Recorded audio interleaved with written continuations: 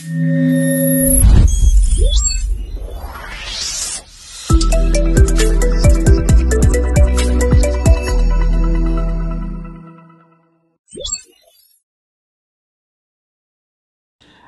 আমরা আপনাদের সাথে আলোচনা করব একজন প্রবাসী ভদ্রলোকের রোগের ইতিহাস, যিনি সম্প্রতি বিদেশ থেকে এসেছেন। উনি মধ্যপ্রাচ্যে কোনো একটি দেশে কাজ করেন। তো কিছুদিন ধরেই ওনার বেশ ওজন হ্রাস হচ্ছিল এবং 5-6 মাস ধরে বারবার রক্ত মিশ্রিত এবং পিচ্ছিল কালো লালচে পায়খানা হচ্ছিল।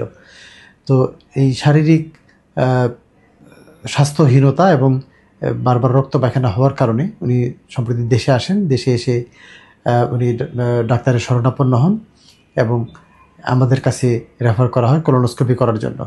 যেহেতু পায়ুপথে রক্তপাত হচ্ছে এবং বারবার পাতলা পায়খানা হচ্ছে, আমরা মনে করেছিলাম যে সম্ভবত ওনার পায়ুপথে কোলাইটিস বা এই জাতীয় কোনো সমস্যা থাকবে।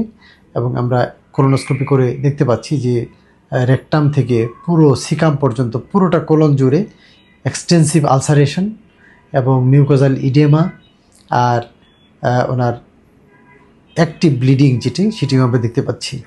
তো এইসবের প্রেক্ষিতে আমাদের কাছে ক্লিনিক্যালি মনে হচ্ছে এটি একটি কোলোনোস্কোপিক পরীক্ষার মাধ্যমে আমরা দেখতে পাচ্ছি কোলাইটিস বা আলসারেটিভ কোলাইটিস রোগ হয়েছে।